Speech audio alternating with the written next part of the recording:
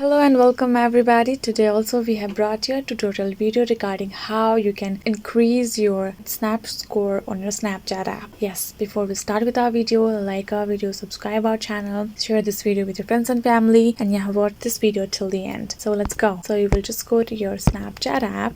So once your app is open, you will tap on this profile icon above left corner, tap on that icon, and as you can see I have a score of 27. So to increase that, you will just go back and you will just record and snap. Once you're done with your recording, you'll tap on this next option, tap on that option, and you will share this story with your friends.